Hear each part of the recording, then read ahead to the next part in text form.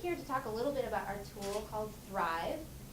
We developed it, our Prevention Institute developed it in 2002 to 2004, and the research on how the environment impacts health has really developed since this time. So the tool really is a way to look at different factors in the environment and how they impact health and safety. And so what we did with the tool is we did a pilot site in 3 different areas, in Del Paso Heights, California, a suburban area, a rural county in Hidalgo, New Mexico, and then we also did it in New York City. And what we found is that the factors that we chose resonate in several different communities. And what people did with the pilot sites is in Hidalgo, actually, they identified that a teen center was something that they really wanted to work on, and that teen center is actually getting built this year. So, and the other reason why we choose to intervene at the community environment level is that it often has the most impact in health equity. And so when we look at different environments and we think about equitable opportunities, we really look at that environmental level. And we find health equity, it means that every person, regardless of who they are, the color of their skin, their level of education, their gender or sexual identity, whether or not they have a disability, the job that they have, or the neighborhood that they live in, has an equal opportunity to achieve optimal health. And so that's really what we're talking about, that wherever they are, whatever their job is, who they are, that they have an equal opportunity to achieve health. So this is the framework of the tool. We like to look at it at the community and neighborhood level, and we have 3 different clusters: equitable opportunity, place, and people. And then they all intersect because neighborhoods aren't, every cluster interacts with another. You can sort of see here, these are the 12 different clusters that we have, and under equitable opportunity, we have education, living wages and local wealth. We have people, there's social networks and trust, participation and willingness to act, norms and culture, and then there are 8 different elements under place. And so, if you have a great transportation network, but it doesn't go anywhere, then how great is your neighborhood, right? You might have the best complete street, it might have all of the trees you want, and it might have sidewalks and bike lanes, but if it's not leading to an amenity you want to go to, probably don't have a very complete neighborhood. Or if there's a lot of violence in your neighborhood, you could have really great streets. This is something we see in East Oakland. They actually have great streets, but there's a lot of violence, right? People aren't walking. So it's good to sort of look at the neighborhood level as a whole, but I also think these factors sort of help you narrow in and maybe what your focus is. So Prevention Institute, as I said, is based in Oakland. I'm still fairly new to Oakland. I moved there about 1.5 years ago. I used to work in the South Bronx, and I worked a lot on community greenway initiatives. So I worked a lot on park space and open space, and one thing, the reason why I got interested in public health is because a lot of the residents I was working in were really scared to walk. And scared for 2 reasons. One, because of violence, but also because there's lots of truck traffic. So they were really scared about injury. They didn't want their children playing on the streets because children died. And there was always 2 or 3 children who died every year who got hit by garbage trucks. And so that's why I got really interested in the intersection between planning and public health, and that's how I ended up here in Oakland. And you guys have a really great public health department, but so does Alameda County. They did this map a few years ago about life expectancy rates in the county. And if you look at the darker areas, that's where you have the lowest life expectancy. Lowest life expectancy and mortality rate. So who do you think lives in those areas of the county? Low income. Low income, what else? People of color. What do those neighborhoods look like, maybe? Urban, dilapidated. Near industrial. Near industrial, yeah. So why is that question so easy to answer? Why could you answer that so easily? They're true, right? They're probably true here, right? Could you, the same low-income areas maybe have a similar look, right? So it's something that we just try to keep in mind. What we see is an African-American child living in Oakland's flatlands will die on average 15 years before a Caucasian white child living in the city's most affluent areas, the Oakland Hills. So we're talking a 15-year lifespan difference, and it has nothing to do with their DNA. It really just has to do with their zip code. And it's a really important thing to keep in mind, and that's, again, why we want to intervene at the environmental level. And this is a game we play at Prevention Institute. It's called What's Health Got to Do with It? So show a series of images, and then I just want you to sort of shout out, what do you think health has to do with this image? So This is Wendy's, beat diabetes, buy 5 Trader Joe's for $1. Obesity, diabetes type 2. Diabetes type 2. What about the junior frosties? Who's that targeted to? Children, right? And what did we hear today? 1/3 of children are obese in STEM, right? So this is actually a fundraiser at the Wendy's. The local owner here decided it was a campaign, and it was to beat diabetes. It was buy 5 junior frosties for $1, and the proceeds go to fight type 2 diabetes, right? So it's just to highlight sort of a lot of these ironies, and we see this actually a lot. The Susan Komen Foundation partnered with KFC, and we know that breast cancer is linked to obesity. So it's sort of important to sort of think about like how industry is even influencing a lot of what we're looking at. And the beverage industry is supporting a lot of nonprofits. Yeah, the right now, beverage, so yeah. People might think about that if Yeah, they're the- offering you money. The Do Something campaign that Pepsi is really popular for. You know, Pepsi is huge with sugar sweetened beverages, and you know they're dropping in money all over around physical activity opportunities, but really they're also selling sugar. So, Yeah. this is a playground in New York City. Classy. So what's South have to do with That's this for the image? super fluid area, of course. So we know it's in a low-income area. That's true. This is near a housing project in New York. I'm sorry, what was that? It's in a housing project That's near like a pretend jail there. the pretend jail. So what's health have to do with it? Mental health. Mental health, right? It's a lot of mental health. That's not a great image for children to grow up For the with. kids, it's absolutely real. It's not real bad. Yeah, for the kids it's real, right? And this may be their reality. So it's a lot of health images happening here. What's health have to do with this image? Death, Air pollution. air pollution, so maybe asthma, respiratory, injury, illness.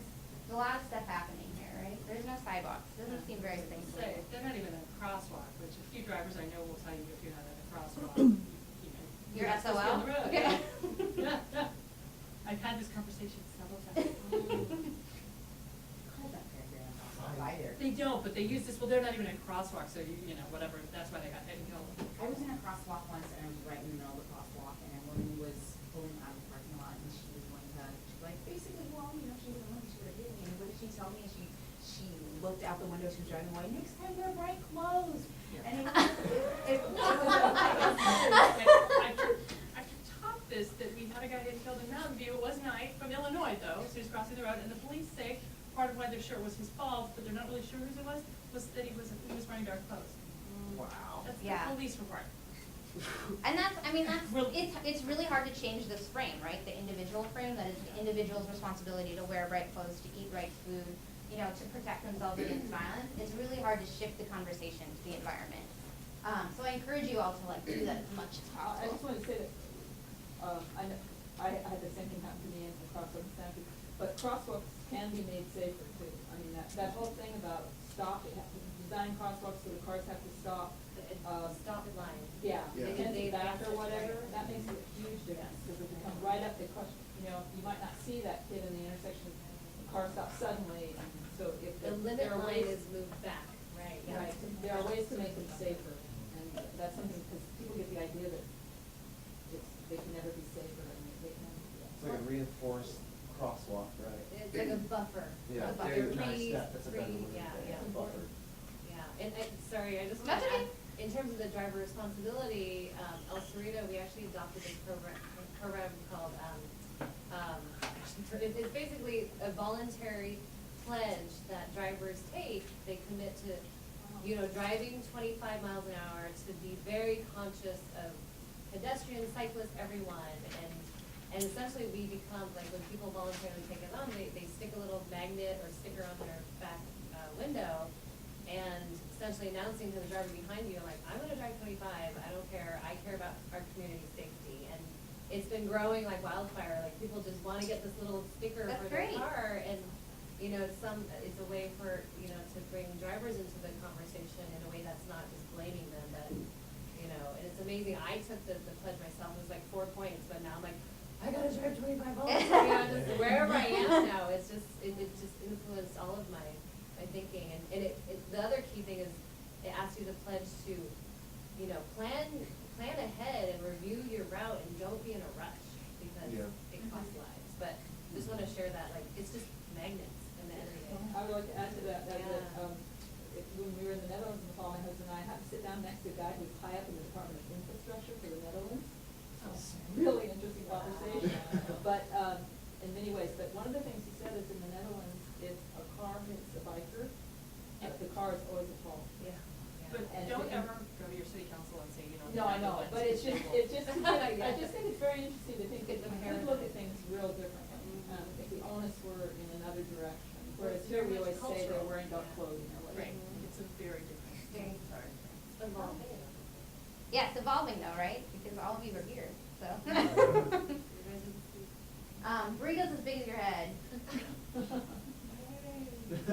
Portion control. Yeah, portion control is a big one, right? That's definitely obesity, diabetes. This is actually taken in Kentucky. For a long time, I thought this was in Southern California, but,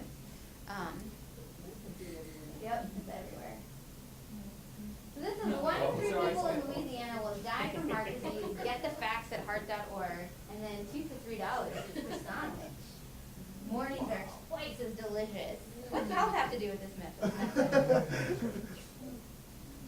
Mixed messages that we get everywhere. Mixed messages, what sign looks more fun? Yeah. Just to put it in perspective on it, I studied billboards and advertising Oh. work myself. So there's a convergence and like integration of ads offline into the online space and video. So notice who's sponsoring the boards, it's CBS, right? So what happens is Burger King makes a contract with them, says that if you buy a couple of your places for your billboards on your streets, we give us a discounted rate on the ads on TV.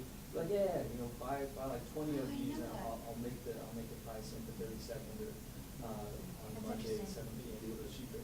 So it becomes like the thing I'm trying to highlight is Costco style buying even on media. Yeah. Right. It's like buy more, make the price less. Bulk purchasing. Bulk purchasing. Yeah, Volume exactly. discount. Yeah, that's really You interesting. can apply that to the. I mean, I think too what I sort of think is it's sort of like, obviously Burger King has more money than a lot of health messaging companies do, but it's also like trying to think about how we can message what we need to do better, because 1 in 3 people in Louisiana will die from heart disease. I'm not sure what you do with that message when you were driving Yeah, by. I would rather they said, you may die from heart disease because of this. Yeah, like, we were talking at a training I was at last week that somebody should go up and put Just an send an arrow. arrow. Yeah. Yeah. Sort of make the connection. But yeah, just to sort of point out, you know, that the industry is really thinking about this. They're really thinking about how to market to us and to certain demographics. What's health have to do with this image? What are some health outcomes here? Or air quality. Poor air quality. Stress, yeah, I it's would really actually- stressful. I would say, sorry, being like alone by yourself driving. Isolation, yeah. You're not, your family, you're not spending much time with family or friends, because you're on the road for hours.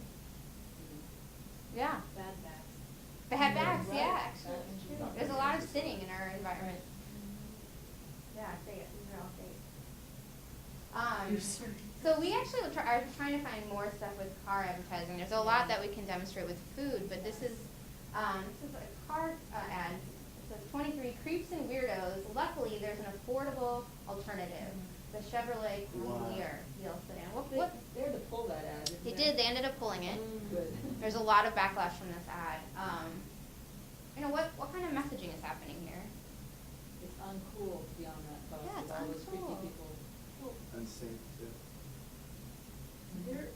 It's a stereotype, it's a real Yeah. stereotype, and I don't know that they are the one who made it. 'Cause my friends are stunned that I get on the phone and do it. Really?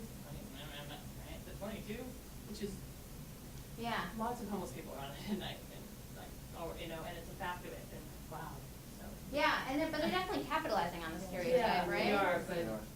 You know, Yeah, that they buses benefit aren't- from that stereotype. Mhm. Thank you. They Yeah. definitely benefit from it, that buses aren't the way to go, that transit isn't for you. You really want to be in this new car. But we also know that cars actually in the long run are cheaper. Require maintenance and gas and insurance and all sorts of things. Yeah, that the make them idea more that they're saying it's expensive. an affordable alternative. Yeah. Wow, did you ever study economics at all?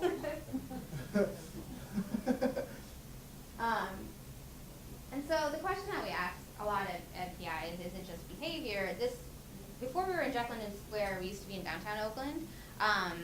And I was never at this office, but I've heard the story many times from my colleagues, that one day at lunch they decided to go out in downtown Oakland and buy whatever they could in a 4-block radius and bring it back to the office and just see what their options were. And this was many years ago. Downtown Oakland has also changed a lot as well. There's definitely a lot more options, I would say, now than then, but this is what they came back with. And none of these options are really healthy. And so, we constantly have to ask that question, is it the behavior? Same with this image. If a physician is telling you to be more active, to get more physical activity, and this is where you live, it's probably really challenging. And so those of us in public health, we often use the stream analogy to sort of describe these upstream approaches. A lot of times in health, we're trying to save people who are drowning. We're pulling them one by one out of the river without really going upstream to the root cause. What's making people fall in? And that's really what we're tasked to do in this generation. We're still standing on the bank of the river, rescuing people who are drowning. We have not gone to the head of the river to keep them from falling in, and that is the 21st century task. And so Prevention Institute focuses on primary prevention. And prevention is a systematic process that reduces the frequency and or severity of illness. And primary prevention is promoting healthy environments before even the onset of illness or injury. So before people are even getting sick, that's what we're working on. And so a lot of people today have talked about air pollution and exposures and that direct connection between environment and health and safety. But we're also exploring too what the indirect relationship is, right? So a lot of people talked about transportation options. When I worked in the Bronx, alcohol stores were a big problem. So there was a lot of alcohol stores that sold alcohol. And so the behavior that often happened was drinking, which has a lot of health consequences with liver disease, alcoholism, but also injury from traffic accidents. People would drive drunk. So that was a real challenge too. So really focusing on that indirectly. And the framework that we use to sort of help people get to that level is the 2 steps to prevention. I think everyone in the room, we've heard a lot about the relationship between the environment and health, but I think this framework is really helpful to talk to your neighbors about. A lot of people still want to say, well, it's that person's responsibility to go to the doctor, or it's that person's responsibility to eat healthy, or to figure out how to, get their physical activity in. And this framework, I think, is really helpful to sort of talk to people about how the environment is impacting our lives. So the first step we look at is healthcare services. And the leading causes of death in the U.S. are all preventable. And I think you showed today that the 2 leading causes here are heart disease and cancer. 50% of the first 2 Are heart disease and cancer, which Stroke is third. Stroke is third, around Third, third. fourth, and injury. Yeah, they're all in there. They're all in there, and they're all preventable. All of these are preventable, right? And so when we think of healthcare services, these are some words that come to mind. When I often think of health or healthcare, I think of my parents. Both of them are diabetic, and I think about them going to the doctor, getting their blood sugar checked, making sure that they have the right insulin levels, all of those things that go into diabetes care management.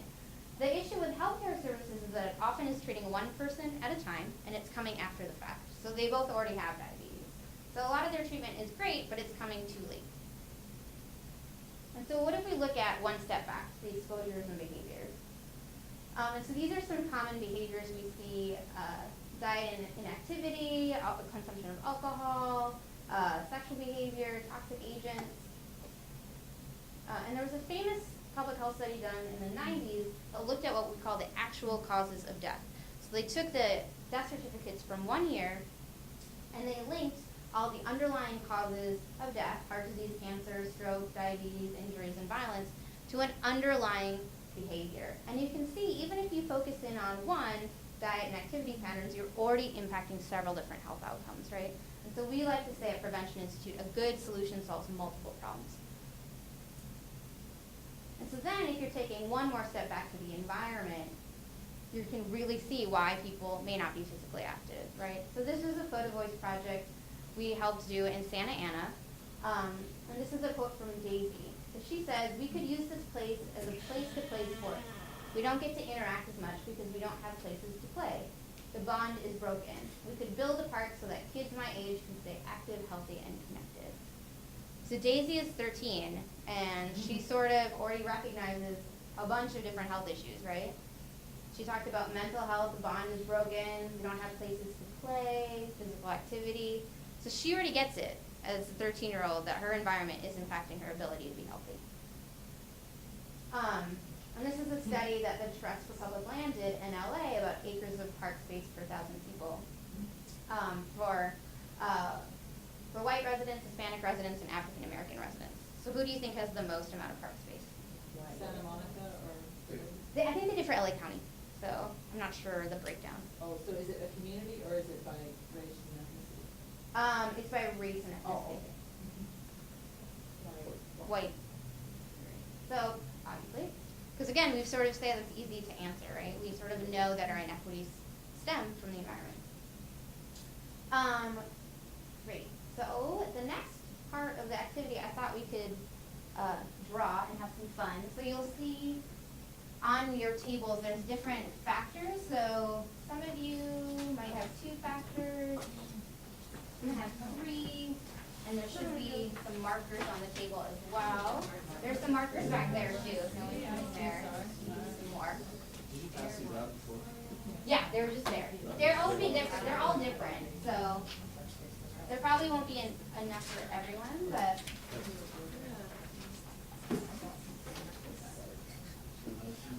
so what I'd like everyone to do is to pick one factor that you have on your table. So whether you have parks or open space or transportation or living wages and local wealth, pick one factor as a group. Just one of the factors that you have on your table.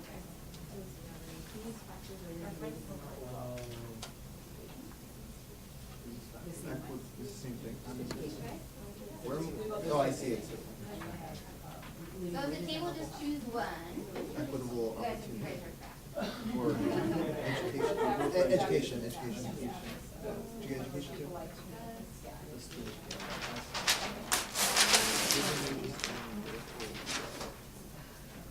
Sure. Either one. I don't think it was. All right, let me know when you guys have picked your factor. Everyone's picked? Okay, great. So individually, or as a group, take 10 minutes to read and answer the questions on the activity sheet. The activity sheet, if you flip it over, has some questions. You only really have to answer the first 2. Don't worry about the third one. Take 5 minutes to discuss your responses with your group. And then I'll be passing out flip chart paper, and take 10 minutes or so to draw what that factor looks like in your community.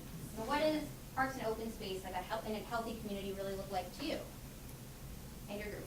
Or what does getting around in transportation look like? Or what does participation and willingness to act really look like? I'm going to challenge you a little bit and creatively draw it openings to you.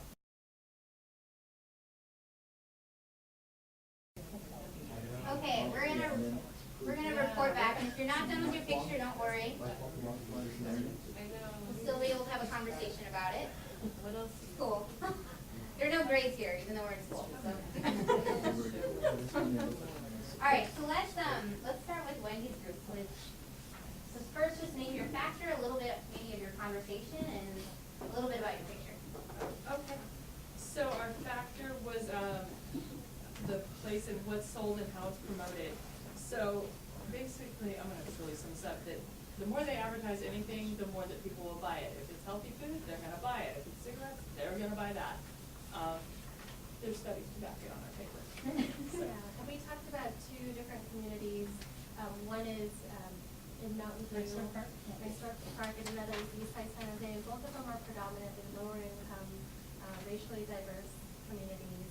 And within these neighborhoods, we talked about a lot of fast food options nearby, and then also the location of 7-Elevens. There also tends to be a lot of 7-Elevens near these neighborhoods, and we talked about public safety, alcoholism, obesity, and diabetes. And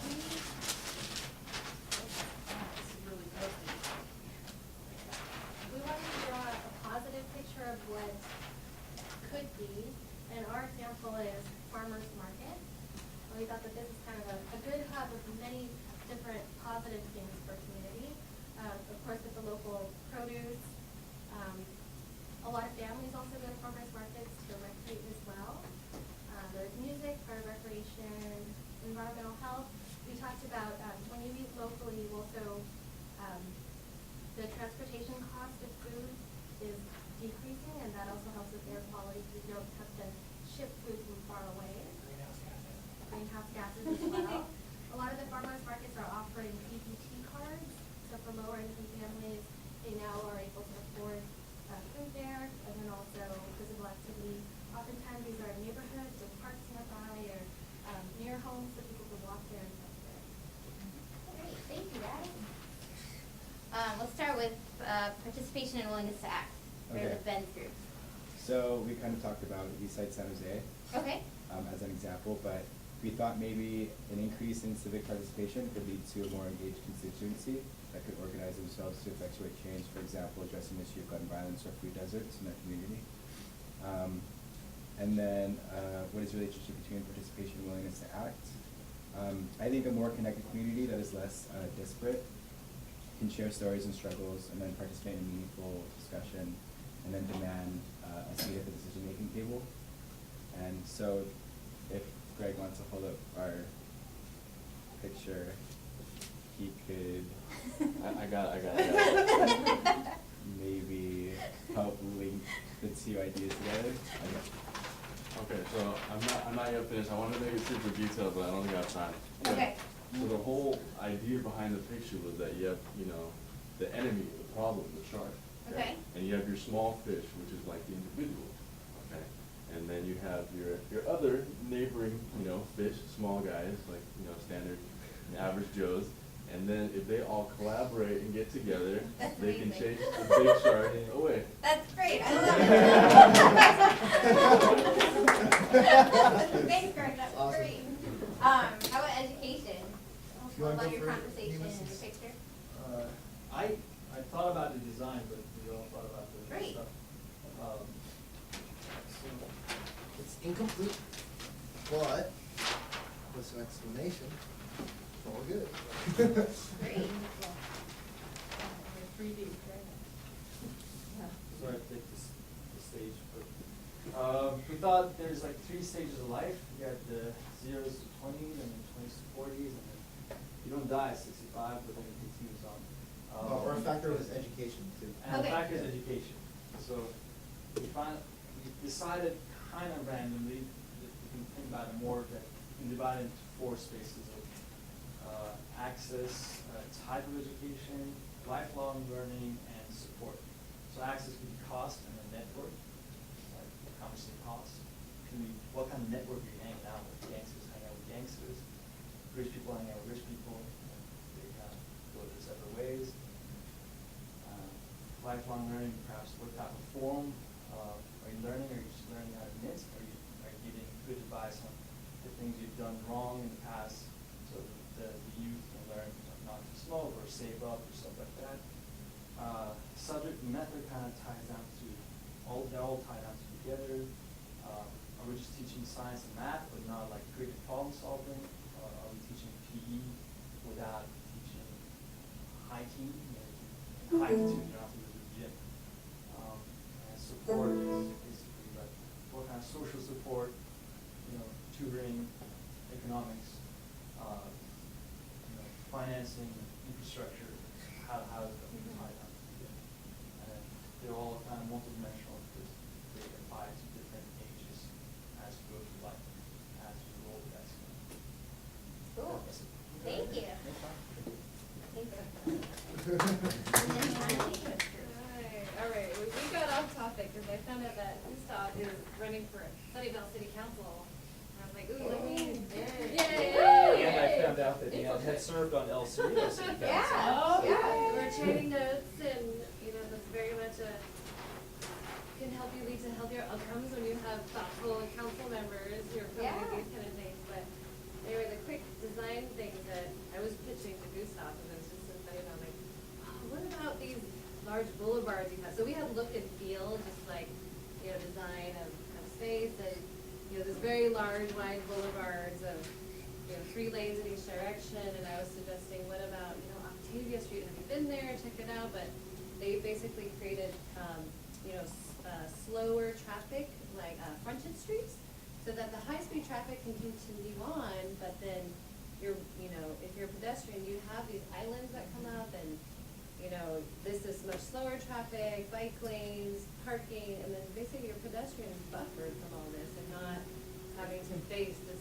wide swath of traffic. So, and then just, you know, I shared the story of El Cerrito where our last, you know, $2 million of redevelopment funding we spent on improving San Pablo Avenue up and down, benches, granite blocks, bike parking, public art, and it's just basically has had a direct impact on, I mean, I see people out and about all the time, even late at night, I mean, because of new lighting, it's just, if you build it, they will come, they really will. I mean, it's just incredible. But then just Murphy Street, I highlighted, such a great, for Sunnyvale, I just think it's such a great gem and a great reference point of, you know, walkable street. It's just one block, but, you know, can you imagine if you could spread that out and, you know, every little community, little pocket of Sunnyvale could have their little Murphy Street to get to and walk to.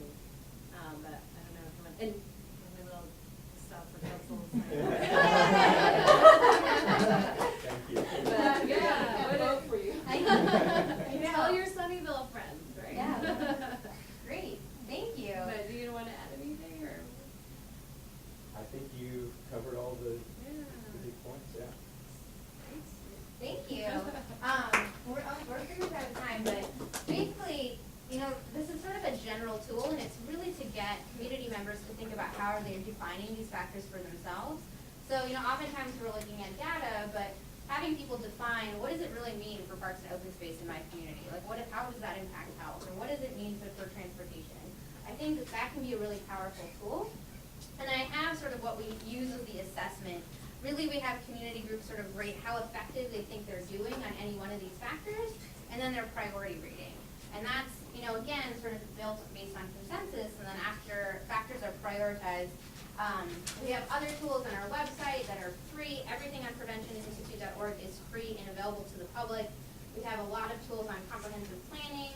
We have tools of communities all across the country who are doing work like this, who are doing work on joint use, opening up schools, bike lanes, parks, working on industry food practices. Lots of stuff is all available on our website.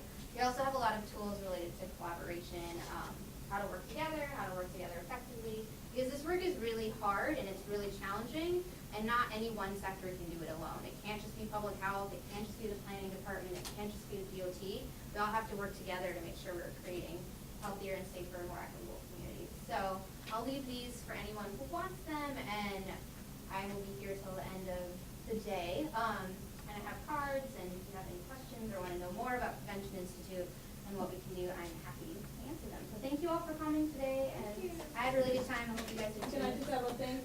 Again, I'll make official the Affordable Care Act. We were able to bring Prevention Institute to this conference because of the health department got this communities putting prevention to work, obesity prevention grant, and that gave us access to national consultants who are funded out of that grant as well. So she's here because of the Affordable Care Act.